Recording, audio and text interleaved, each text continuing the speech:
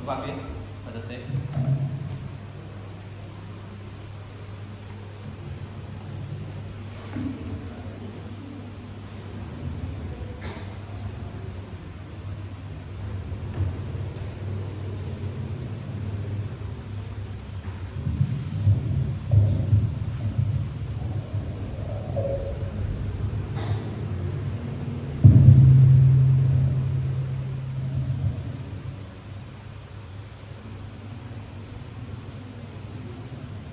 Assalamualaikum warahmatullahi wabarakatuh.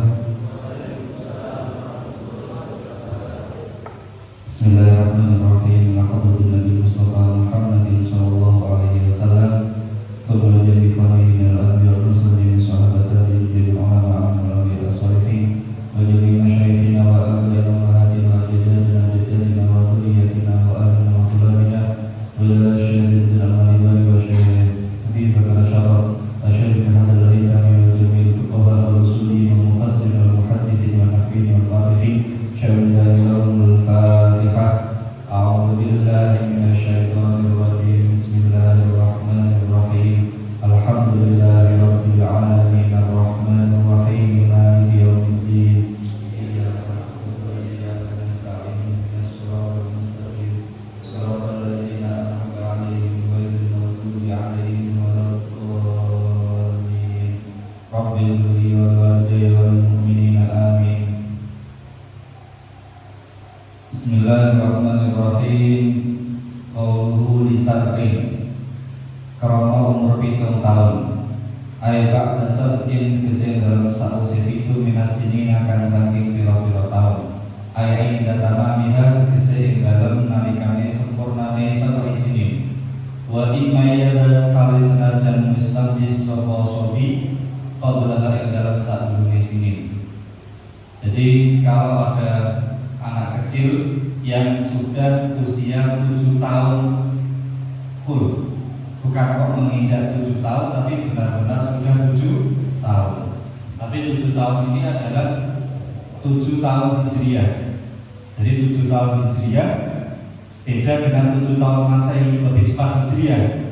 Kalau sudah 7 tahun full, misalkan lahirnya bulan Ramadan tanggal 1, berarti kalau di tahun menginjak usia 8 tahun bulan Ramadan, itu sudah wajib bagi orang tuanya untuk memerintahkan sholat. Tapi kalau anak belum usia 7 tahun, meskipun sudah tamyiz, orang tua belum wajib. Anak usia 6 tahun usia sholat, sudah bisa sholat, orang tua kan tetap merintah sholat, ya kan? Tapi sifatnya tidak wajib. Wajib itu kalau sudah usia berapa? 7 tahun. Meskipun anaknya jika tidak sholat juga dosa, tapi orang tua wajib memerintahkan sholat. Nek gak sholat, kalau tidak sholat berarti wajib untuk memerintahkan mengqadhi sholat. Kemarin, jadi harus bisa dipaham. Orang tua itu kalian yang belum balik, sing salaman, sing anyar-anyar lagi, sing belum balik, itu wonten. Jadi yang belum balik kok meninggalkan sholat, benar kalian tidak dosa.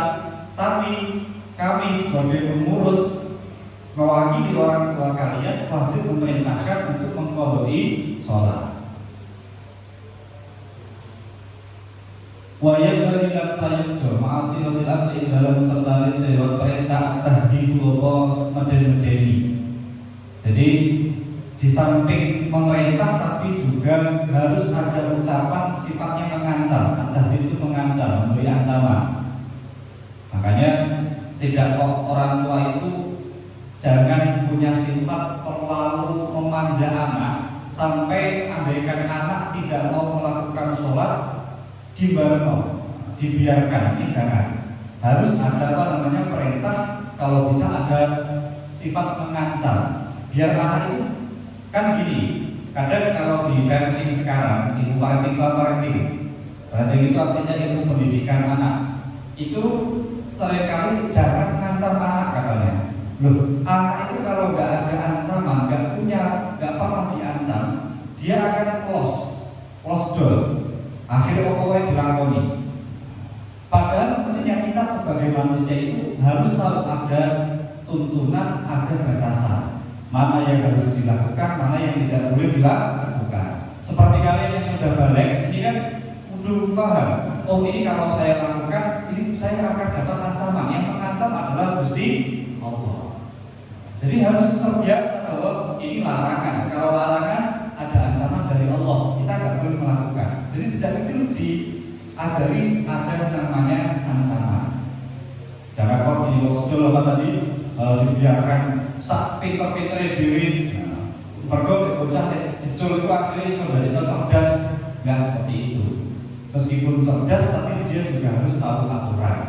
Jadi harus ada pendidikan sejak dini. Wajib bulan dipukul sapa musiban dorban kelawan pemukulan ghairu mubarrihin kang ora melukai wujuban kelawan wajib mimman saking wong-wong butira kang dadi terus sapa man oleh dipukul alaiha ing atase salat ai alatan iya tegese ing atase ninggalno salat walau qodaan kali senajan iku salat qodha. Kalau usianya sudah 10 tahun, kalian ini yang belum balik, meskipun belum balik, tapi kan usianya sudah 10 tahun, sudah lengkap genap 10 tahun Hijriah. Ini berarti kalau meninggalkan sholat, orang tua wajib mukul. Di antara mukul itu jiwit, harus bisa dipahami. Di antara mukul itu apa? Jiwit, nyetok, kalau sojone. Tapi jiwit nyetok yang tidak melukai, membekas lebam. Kalau sampai mau membekas lebam hitam sing ketinggal banget, sing nek abang jenenge dipukul mesti napa? Abang dijiwit mesti merah. Tapi yang tidak sampai membuat lebam yang kalau divisum itu kelihatan, bahasanya kelihatan jelas. Itu nggak sampai seperti itu. Harus bisa dipahami. Jadi ini pukul misalkan, yo kadang pulang itu cuma nek pendidikan yang untuk timbel pukul tenanan ya. Bola itu termasuk didikan orang tua yang mukul ya keras, ngelakoni apa sithik sing melanggar aturan agama, orang tua itu langsung mukul. Jadi memang pendidikan keras, makanya kadang santri itu butuh dididik keras ben tangguh. Cuma harus kita akui bahwa dalam fikih pemukulan itu nggak boleh sampai melukai, membuat keluar darah bercucuran, atau misalkan lebam yang benar-benar sampai full. Cuma hal yang seperti itu juga biasa. Maka misalkan contoh kadang jadi pondok yang salah itu kan keamanannya gara-gara ya, kalau sini nggak ada apa-apanya. Jadi keamanannya gara-gara. Itu kalau mukul keras. Tapi apakah dia langsung ini mukul banget tak boyong boten? Kenapa? Karena orang kalau berada di bagian takzir itu yorong wajar mantan. Maka mau pengen sampai itu artinya makar ya. Mau pengen ngomong dikandani ini orang gelem manut, dikandani ini gak gelem manut, ngengkel wong kok salah sing diala apa pengurusnya. Jadi tim takzir itu melewati batas itu ya. Pancen jenenge wae apa? Tim takzir. Sama dengan misalkan cerita dalam kisah sahabat Kanjeng Nabi, sahabat kesayangan Kanjeng Nabi, kesayangan putra dari sahabat yang juga kesayangan Kanjeng Nabi, yaitu Usamah bin Zaid. Zaid itu kan Zaid bin Harithah itu pernah jadi anak angkatnya Kanjeng Nabi. Punya putra yang bernama Zaid bin Harithah atau Usamah bin Zaid. Dan Usamah ini pas perang itu kan pernah. Pas perang itu ada orang di depan Usamah perang. Wong kafir ketika sudah pedang diurus di lehernya, dia mengucapkan mengakui Allah Tuhan, la ilaha illallah, mengakui bahwa tiada Tuhan selain Allah. Cara fikih haram kan dimatikan, dibunuh haram. Dia sudah mengucapkan la ilaha illallah. Tapi ya, ada orang kafir saat perang dibunuh pedang sudah di dekat leher, dia mengucapkan la ilaha illallah. Boleh apa tidak dibunuh? Tidak boleh. Itu sama-sama tetap disabel tugel. Terus akhirnya dilaporkan ke Rasulullah SAW. Rasulullah duka sampai kata sahabat Usamah, andaikan saya pada waktu itu baru masuk Islam, mergo saking dudukane Kanjeng Nabi. Mergo gawe Kanjeng Nabi kenapa kok gak mau buka bagian dadane, gak mau delok atine. Islam bener-bener Islam mau ora. Kok jadi di sana wong iki maca la ilaha illallah cuma untuk menyelamatkan dirinya, bukan karena terus ingin masuk agama Islam. Nek dawuh Kanjeng Nabi bukan jodone jajal jodone orang iman apa ora. Lah ate kok apa namanya ditugel gulunge tanpa melihat bagian isi hatinya. Itu dawuh Kanjeng Nabi didukani sinten sahabat Usama. Tapi didukani Kanjeng Nabi didukani. Tapi orang terus apa wis kowe kira kalau gak akal di rumahku boten-boten.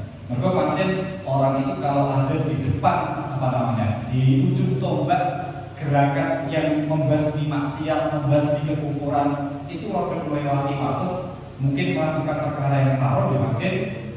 Ya pancen piye neh ya kan pancen tugase ngegebi sing menak-menak moe kabeh mateni misalkan sampeyan tukaran karo wong kafir, wong sampai mateni sampean. Tiba-tiba sampai dipateni, sampai wis menang ya, terus sampai dipateni wong iki la ilaha illallah. Kan semua kau ya. Semua la ilaha illallah padahal kita yakin wong iki orang mungkin apa yang Islam. Tetap dipateni apa betul? Kalau oleh cara ini tetap gak boleh. Tapi kalau siapa tadi sahabat Usama tetap dibunuh. Itu akhirnya dari bukannya dari marahnya godotnya Rasulullah Shallallahu Alaihi Wasallam. Tapi sekali lagi hal-hal seperti itu ya wajar. Mana wajar itu tetap haram. Cuma piye wae jenenge orang berada di pasukan garda terdepan itu melewati batas ya memang ya seperti itu. Sampai dari keamanan APK ngamunan ya angel lebih mau ditugasi bagian keamanan dan gak tegas kok apa-apa didukani dhewe. Jadi kudu galang. Kadang produk nyetak sithik ya wajar. Produk ana main tangan sithik ya wajar jenenge wae apa berada di ujung tombak bagian menghilangkan kemungkaran, menghilangkan kekufuran. Bisa dipaham? Jadi artinya coba terus sampai nek dijiwit bapaknya atau dikeruk bapaknya terus kemudian sampai lebam terus bapak ini loh tak diri pakumuin ninggal sholat, bocah cilik ninggal sholat yang oleh dipukul sampai lebam ya usah seperti itu. Jadi ya pokoknya ini aturannya ini kok melewati batas yaitu memang orang-orang yang berada di ujung tombak amar ma'ruf nahi munkar itu sedemikian. Autar bisyartin min syurutiha li ashrin. Autar bisyartin utawa meninggalno siji syarat min syurutiha kang saking pira-pira syarat salat di ashrin karena umur 10 tahun. Ayat atas stigmaliha ini saya baca cepat ya. Jadi sekedar kalian benar-benar tahu sing angel-angel kok sing dimaknani. Ayat atas stigmaliha sing dalam sause sempurnane ashrin. Anak kecil ini belum balik wis balik nggak sholat. Nah kalau dalam fikih kemarin bagaimana dibunuh, dipenggal. Jadi sampean yang sudah balik kok sampai tinggal sholat itu hukum asli dalam fikih kita adalah dipenggal lehernya. Mati apa betul? Mati. Wis bar mati. Kok urusan disiksa apa betul urusan karo Gusti Allah. Tapi orang itu kalau dihukum had bab hukum had itu kalau dalam misalkan seperti sholat, meninggalkan sholat dibunuh itu hukum had itu sebagai kafarah, sebagai penebus dosa yang insya Allah neng dunia harus disiksa oleh orang dipenggal, neng akhirat insya Allah tidak disiksa lagi. Nah, jadi penggal itu sebagai penebusan dosa yang ada dalam Islam. Cuma kalau orang yang matanya dewi, wah aku udah tinggal sholat, aku sesuatu aja bisa tinggal sholat, aku orang tak bunuh diri. Gak boleh, bunuh diri tetap haram, dosa besar. Yang membunuh orang lain itu, jadi ada aturannya. Orang kok terus bunuh diri, gak boleh. Makanya terus kadang ada yang orang-orang sekarang itu ada yang jaga itu. Berarti nyawa itu begitu murahnya, begitu mudah untuk dilepas dalam Islam. Maka dalam Islam itu ada wal fitnatu akbar minal maut. Fitnah itu kekufuran. Hukum orang itu lebih besar dosanya daripada hanya sekedar dibunuh, membunuh. Maka akhirnya ada syarat namanya ikrar, perang. Sama juga orang kalau meninggalkan sholat dibiarkan. Sak desa anggere ana wong gak ninggalno sholat, gak wan anggere ana wong tidak sholat, dibiarno. Akhirnya dadi mular. Akhirnya numpuk do gak gelem sholat. Lah desa kok wonge rata-rata gak sholat, iku akhirnya dari akeh kedoliman. Jadi kok ekonomi Islamnya nanti akan lemah, tambah lemah, tambah lemah. Lil hadis kalau oleh hadis as-sahih kan sahih guru perintah sapa sira kabeh as-sabiya ing bocah cilik baik tahdi salat kelawan salat tidak balagha dalam malikane mencapai sapa sabi sak asdina ing itu pira-pira tahun. Oh iya balagha dalam malikane sapa sabi asdina ing 10 pira-pira tahun. Qaddimu mongko sapa sira kabeh sabi alaiha ing atase ninggalna salat. Jadi kalau ada orang ini perintah Nabi, dahulukan Nabi, anak-anak sing cilik atau misalkan kita sebagai pengurus mewakili orang tua, itu ada anak yang sudah usia 7 tahun diperintah untuk sholat. Kalau sudah 10 tahun tidak sholat berarti wajib dipukul. Orang kok pukul itu hukumnya haram atau sunnah? Hukumnya apa? Wajib. Termasuk memukul, saya lagi termasuk memukul adalah jiwit nyetot. Kasomi kali oleh poso atau apa kang mampu sapa sobi lu ing sawu. Fa inna mongko sak temene sobi kuwi mau diperintah sapa sobi di kelawan sawu bisa paing karo pitu wa yudlo bola dipukul sapa sobi akhiri ing atase ninggal sawu ya asli karo nomor 10 kasolati hari kaya salat. Begitu pula ada anak kecil yang sudah usia 7 tahun kok mampu puasa berarti diperintah puasa. Kalian dulu puasa Ramadan di usia berapa? Di usia berapa? Ini normalnya wis mampu di usia berapa? 7 tahun. 7 tahun sampai besok wis dari bapak-bapak anaknya kalau umur 7 tahun kok wis kuat diperintah poso Ramadan. Nek wis umur 10 tahun kok gak gelem poso, isih poso beduk, padahal isih kuat poso maghrib. Berarti wajib perlu dipukul. Wa hikmatu dzalika utawi hikmah mengkono perintah lan mukul iku atabi itu biasa no al ibadah ing atase ibadah. Dia awal supaya biasa no sapa lusiban atau sobi ing salat atau ibadah falayat suka mongko ora tinggal no sapa sobi ing ibadah.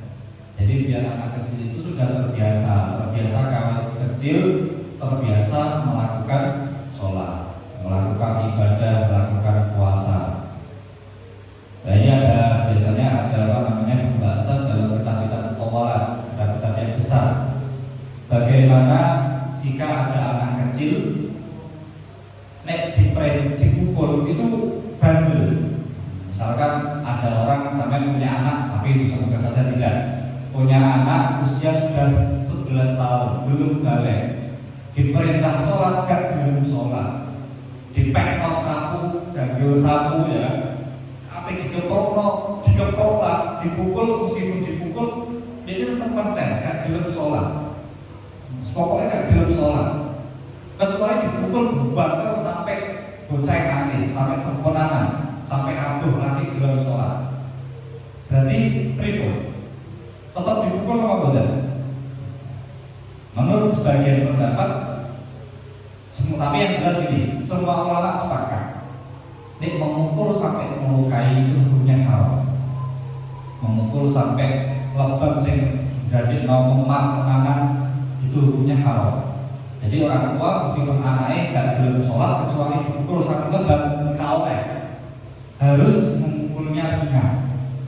Memukul sing sekiranya ya loro, memukul ya loro ya guyu ya kan, memukul ya loro tapi tidak sampai benar-benar melepuh lebam memar. Jadi nek memukul sampai memar jangan, meskipun ketika akan dipukul sampai demikian dia tetap tidak mau sholat. Wis Yang dipukul kok isih gak sholat ya sesuk nanti diperintah lagi. Setiap sholat apa diperintah.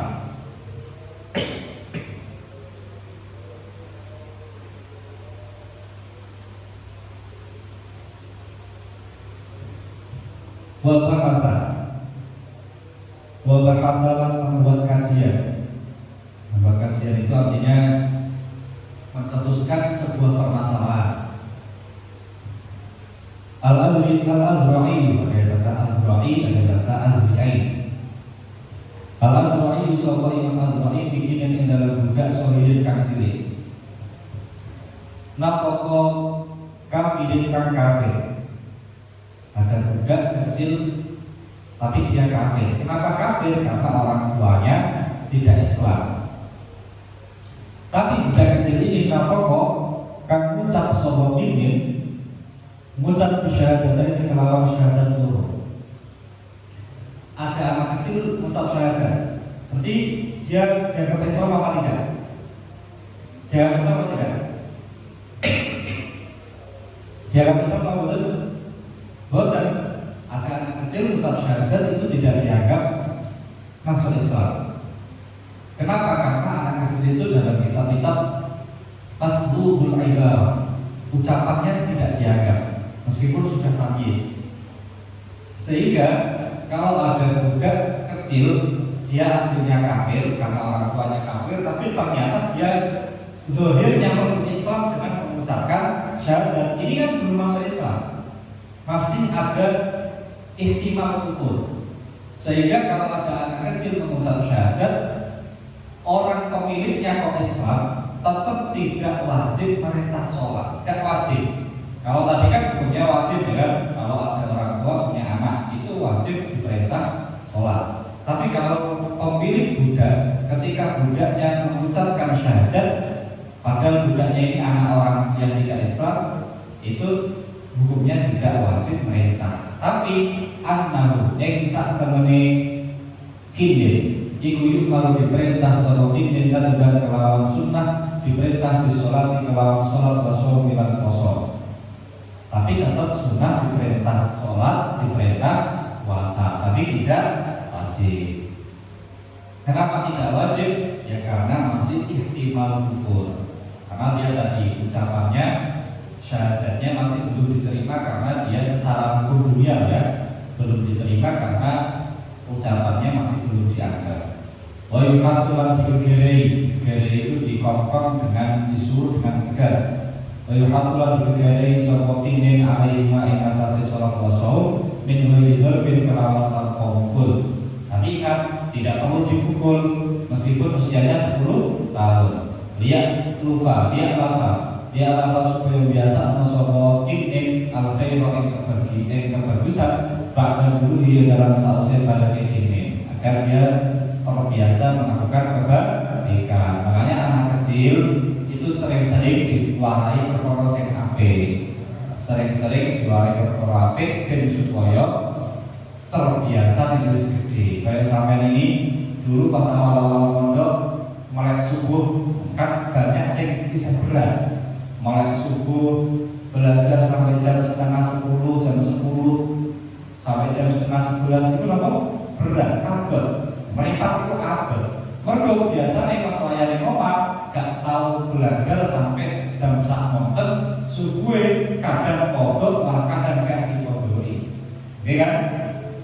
Nek beliau pokoknya pasangan dia saat dulu mondok nanti berapa jam subuh betul.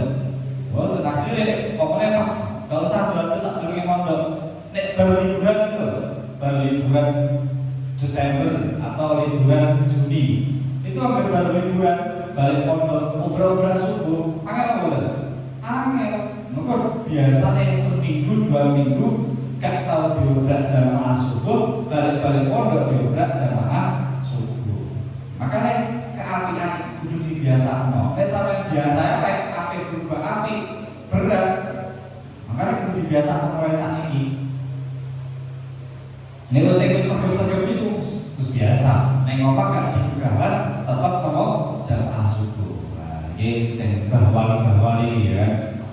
Calon-calon wali. Jadi apa namanya segep jamaah subur. Wa in aba senajan nolak aliyas qiyas. Setelah ini kita buka pertanyaan. Wa in aba senajan nolak aliyas qiyas dari yang mengkono bahsul al-bi'i. Meskipun qiyasnya hanya secara kaidah, meskipun hal tersebut bertentangan dengan kaidah. Al-qiyas ini kaidah. Kalau bahasa terjemahnya yang paling mudah, meskipun apa tadi? Kaidah. Jadi meskipun pembahasan atau kajian yang tadi itu bertentangan dengan qiyas. Kenapa bertentangan dengan kaidah, dengan qiyas? Karena tadi ada anak kecil mengucapkan dua syahadat, itu dua syahadatnya ucapannya belum diterima secara hukum dunia. Maka menjadi balik pakai ditopo statusnya berubah jadi Islam. Wajibu aidan ala amar wa nahyu wallahu a'lam. Kalau ada pertanyaan,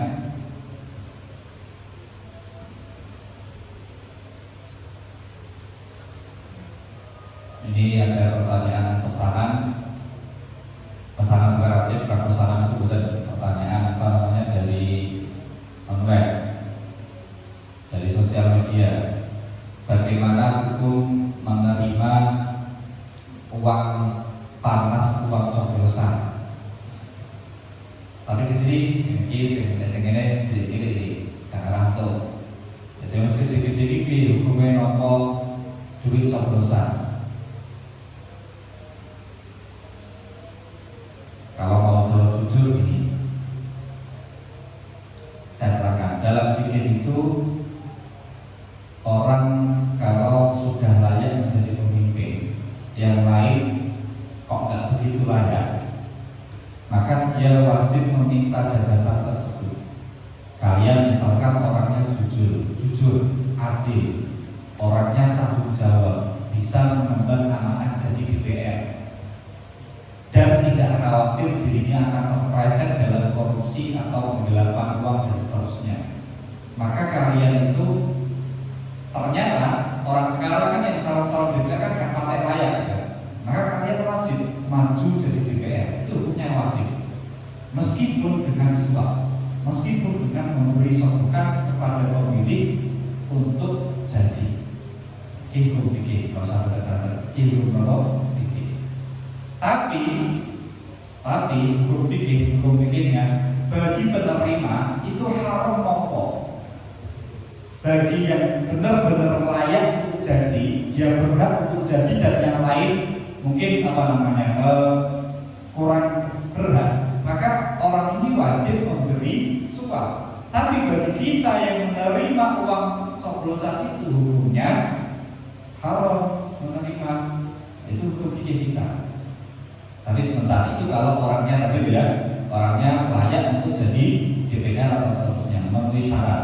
Tapi kalau dia kok tidak memenuhi syarat, memberi suap yang haram, ditompo ya haram. Ini hukum aslinya demikian. Kenapa kok memberi yang tadi pemberinya wajib, yang menerima haram? Karena memberi wajib untuk menjadi wasilah, jadi DPR, jadi itu kan suatu kemaslahatan. Kalau orangnya adil tanggung jawab, ya hukumnya wajib. Tapi kita harus menerima karena apa? Karena kita dengan tidak menerima, kita bisa terus kan? Wajib kan kita memilih dia, ya kan? Hukumnya wajib. Tapi kita menerima kan? Tanpa menerima kita bisa nyoblos. Maka tetap wajib kita tolak karena ini adalah uang suap. Jadi kenapa dia wajib? Karena darurat. Kalau kita kenapa haram? Karena hukum suap aslinya adalah haram. Dia kenapa wajib? Karena darurat. Itu konsep aslinya. Tapi zaman sekarang rata-rata uang dari DPR itu kan banyak uang-uang yang semestinya nggak berhak dia terima, tapi tetap ditompo. Jadi DPR itu, DPR, bupati, bawah itu kan gajinya punya bayaran kan macam-macam, ya ada uang ini, ada uang itu, dia dapat kekayaan yang luar biasa. Nah, jadi kalau ini gini. Jadi kalau ada orang yang modelnya seperti ini, gaji itu bakalnya keroyok, bakalnya bangunnya korupsi, bakalnya makan duit rakyat. Sampai duit sampai tompo, uang ini sampai terima. Wajib apa tidak diterima? Wajib, wajib tompo. Tapi jangan dipilih. Wajib tompo, jangan dipilih kalau orangnya nggak berat. Dan uang yang kalian terima ini bukan untuk kalian nikmati, tapi harus dibagikan untuk kemaslahatan umum. Ini namanya riba rizqi. Jadi kita menerima uang ini bukan sebagai untuk kita sendiri, tapi sebagai langkah bahwa ini adalah uang rakyat yang dia ambil. Paham ya? Jadi tetap ditompo, tapi uang ini kita tasarrufkan untuk kemaslahatan umum, untuk kemaslahatan rakyat. Mereka sampai balik loh, wong wis sugih, ya kan, wis setengahnya korupsi, misalkan kalau bilang kita nggak bersyukur teman-teman, dia nggak syukur rakyat ya kan, apa nggak syukur dia model mono ya kan, bentuknya bentuk akibat mono. Jadi kita tetap apa namanya kita terima, tapi kan untuk kemaslahatan kita berikan pada orang yang benar-benar membutuhkan, yang semestinya layak dapat bantuan dari pemerintah, atau yang semestinya dia mustahik zakat, atau dia benar-benar terlilit hutang semacam-macam. Jadi itu kemaslahatan umum. Wajib kita tompo, kita tasarrufkan untuk kemaslahatan umum. Dalam fikih namanya riba rizqi. Wong sampai misalkan ini ya, saya contohkan. Ada orang lain mencuri barang kalian, tapi ngaku-ngaku ini barangnya diri. Akhirnya sampai pas kalau kelenane ada apa namanya, ada waktu kelenanya dia, sampai ambil barang itu sampai ambil kembali. Boleh apa tidak? Boleh, ini barang-barang saya kan. Oke, barang-barang kalian yang boleh kalian ambil dengan sembunyi-sembunyi nggak apa-apa. Tapi selama barang ini benar-benar milik kalian. Sama uang-uang yang apa namanya, para BPK, para penguasa itu kan banyak mengambil uang rakyat. Nah, maka kita boleh memberi apa namanya, menerima uang dari mereka meskipun status uang ini adalah haram karena suap. Tapi kita terima bukan karena sebagai suap, tapi kita bukan untuk kemanfaatan kita, tapi untuk kemaslahatan umat. Itu hukumnya seperti itu. Jadi kudu kita politik, sampai di politik itu kudu nopo pindah politik. Tapi hukumnya nek masalah nyoblos komiko orang itu apakah orangnya adil atau tidak, kecuali kalau misalkan gini, ini jebaran sekali. Ada orang benar-benar layak jadi DPR, dia memberi uang biar kalian nyoblos ya, terus sampai toko, maka tidak sampai toko mungkin nakal misalkan sampai toko, tiba-tiba mungkin pas jadi orangnya jadi, kemudian dia benar-benar adil, duit sing di toko ini benar-benar duit gaji sing halal. Misalnya, kalau sudah kasus ini artinya tidak lewat jalur-jalur yang halal, maka uang yang dulu dia korbankan ini wajib kalian kembalikan. Tidak untuk masyarakat umum, tapi wajib dikembalikan karena dia tidak makan uang rakyat. Dia benar-benar adil, jujur. Ya wajib dibalik loh, ini jadi entah jadi atau tidak, uang ini benar-benar uang miliknya. Kecuali kalau tadi kasusnya orangnya sering gampang korupsi, gampang pilek, gampang mati duit lagi disurati ya kan. Jadi bangunan pondok apa yang disumbang untuk sumbangan pemerintah 100 juta, tapi kita yang turun cuma 80 juta atau yang turun cuma 50 juta. Makanya alhamdulillah pondok kita ini sama sekali nggak pernah minta proposal atau minta sumbangan ke pemerintah. Menurut kasusnya kata apa? Disumbang. Jadi disumbang 100 juta, kita sehingga cuma 20 juta. Di kilok kita 20 juta. Itu saya sintik, itu saya penting itu. Nah, jadi apa namanya, hukum menerima uang suap tadi sudah saya jelaskan dari awal sampai akhir. Sekiranya sampai terdatar, tapi yang jelas tadi ada hukum wajib memberi jika orangnya adil, jujur, dan memang benar-benar memenuhi syarat. Kemudian yang kita tetap harus nompo. Maknanya wajib dikembali no. Nek itu dhewe. Tapi wong iso senengane korupsi yo kita tompo, tapi ojo kita gunakan untuk kemaslahatan kita, tapi untuk kemaslahatan orang lain. Orang usah sampai beralasan, loh kan saya fakir, utang kali kata, misalkan utang kali kata, masa gak oleh tak dhewe, gak usah. Urusan kemaslahatan itu nek awake dhewe biasanya kalau dilebihkan, ini apa? Maka biasanya penilaian kita kurang bagus, kurang apa namanya, kurang adil. Jadi kemaslahatan itu untuk kemaslahatan orang lain, kemaslahatan umat. Jadi panjang bahasanya. Ada pertanyaan lain itu?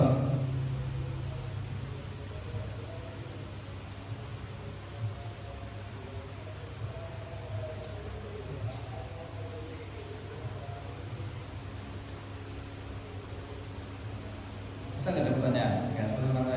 Kata, oke.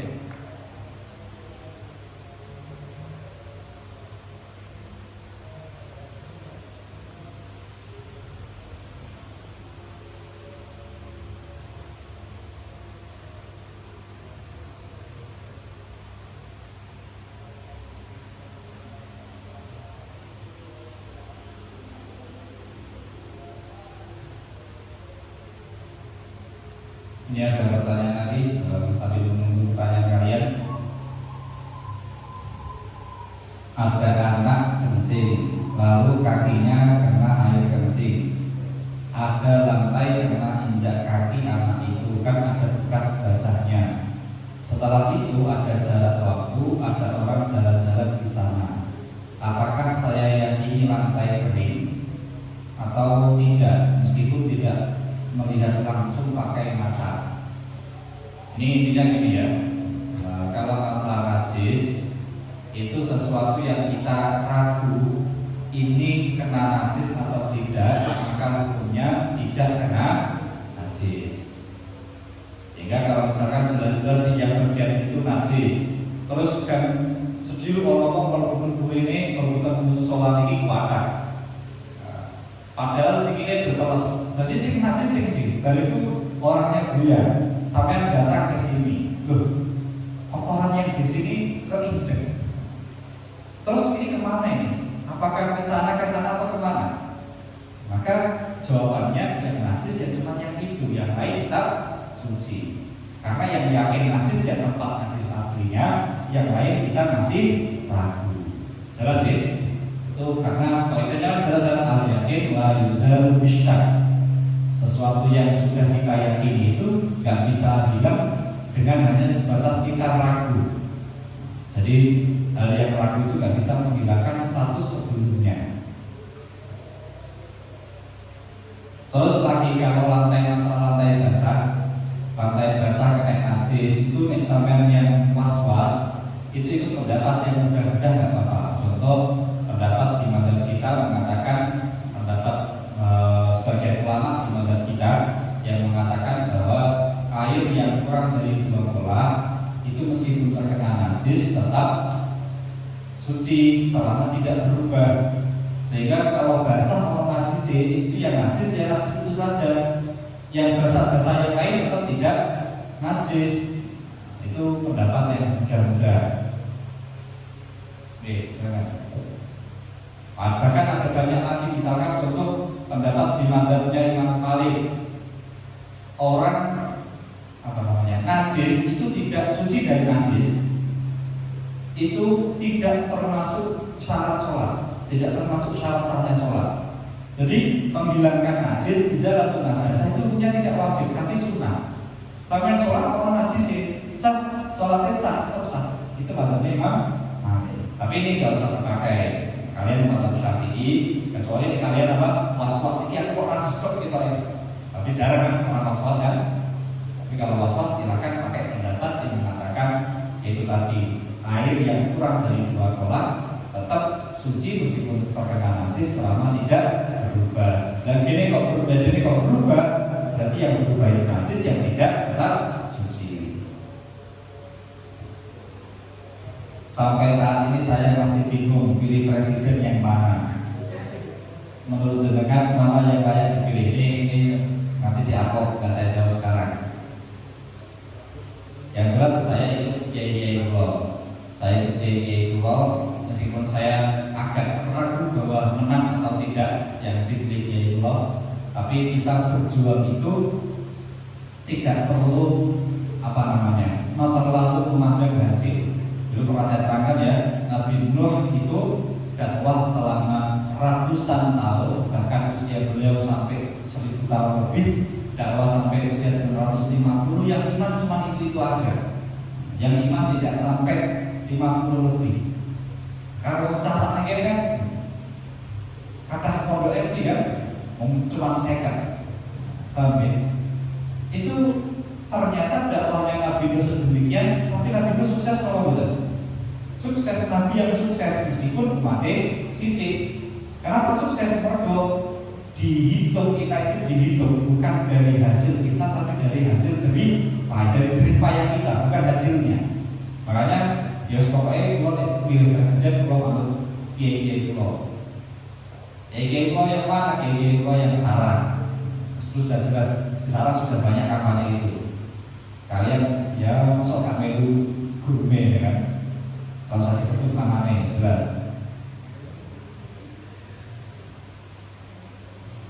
Jika kita telah wudhu, setelah itu wudhu batal, terus kita lupa dibuat membaca Al-Quran. Setelah membaca satu halaman baru ingat bagaimana hukumnya. Hukumnya langsung wajib meletakkan Quran yang kita bawa ke tempat yang mulia. Cuma langsung diletakkan ke lantai, tapi diletakkan ke tempat yang mulia yang terjaga, yang tidak terhembus angin sampai melebar.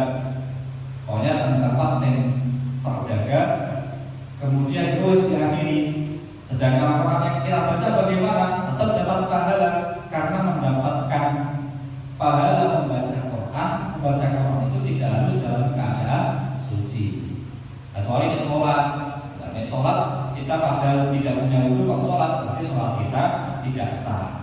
Tapi meskipun sholat kita tidak sah, tetap dapat pahala dari sisi niat kebaikan kita. Kita sudah niat, sudah ada usaha, cuma usahanya tidak sah. Berarti niat kita dan usaha kita tetap dapat pahala meskipun tidak seperti pahala sholat yang sah. Kalau Quran, baca Qurannya kan sah kan? Sah. Baca Qurannya sah, bahwa Qurannya juga dapat pahala. Karena kita lihat bahwa Quran ini juga untuk dibaca. Cuma aslinya haram. Cuma karena dia tidak tahu, karena itu dia tidak tahu atau lupa, kalau dia punya tidak punya wudhu, ya tetap dapat pahala.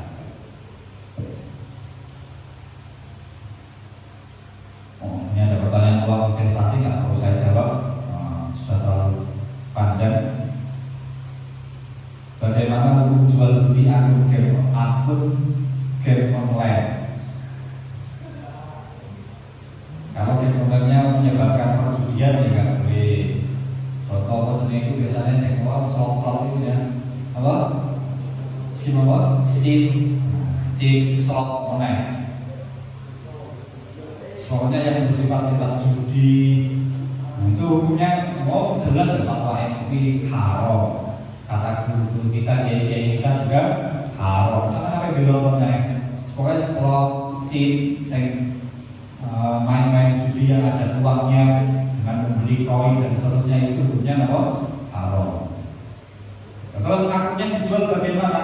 Akunnya dijual, jual belinya sah atau tidak sih? Sah atau tidak itu pembahasan panjang. Menjual akun boleh atau tidak? Kalau tidak akun judi, ya misalkan akun yang lain. Misalkan contoh saya punya toko Shopee. Terus kemudian saya jual tokonya, boleh atau tidak? Boleh. Misalkan saya jual 100 juta, boleh. Misalkan tokonya sudah terkenal ya, produknya laris, produknya sellernya sudah benar-benar top seller dan seterusnya, itu dijual misalkan ya nggak apa-apa, sah. Jadi kalau akun game dijual bagaimana? Kalau gamenya halal ya sah saja. Kalau gamenya haram ya bisa jadi sah tapi haram. Jelas ya? Sama seperti menjual, misalkan contoh menjual apa namanya? Menjual pisau kepada orang yang jelas-jelas nanti digawe-gawe. Haram apa tidak? Haram, tapi sah apa betul? Sah.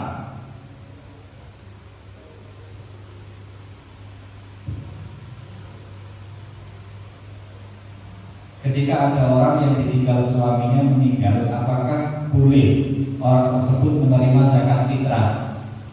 Berarti statusnya janda. Janda itu ada dua, ada janda yang kaya, ada janda yang miskin.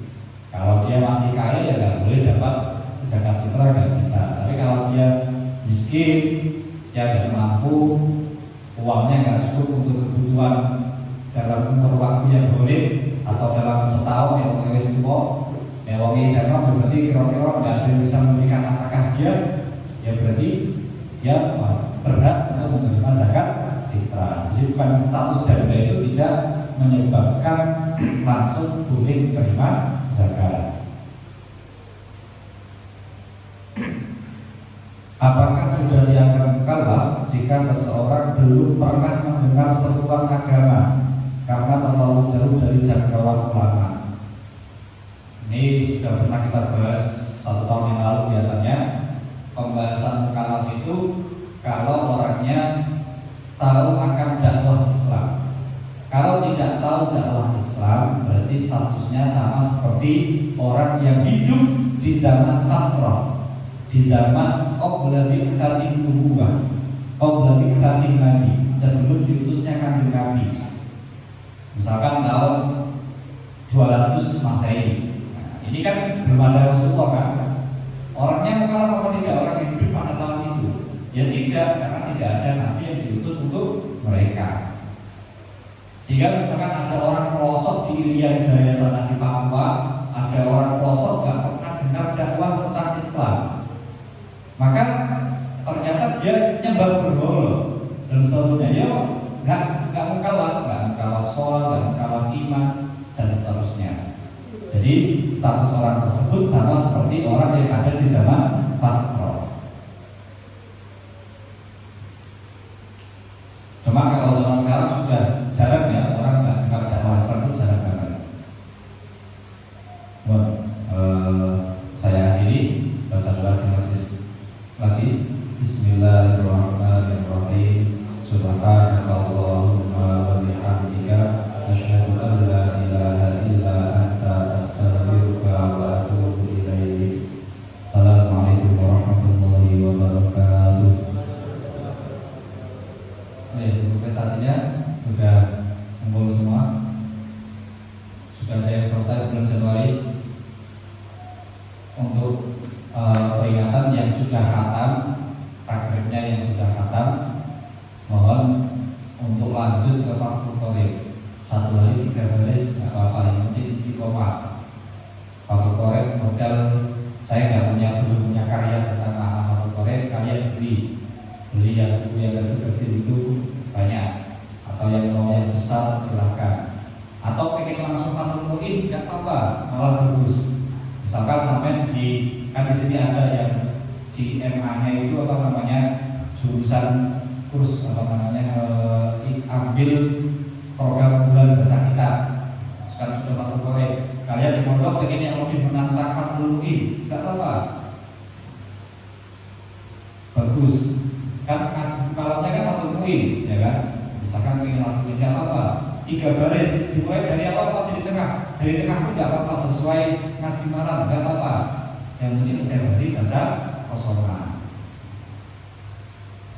Ingat minggu depan berarti deadline-nya akan saya kembali data dokumen. Nanti kalau yang tidak mengumpulkan orang tuanya nanti saya kabarin. Jadi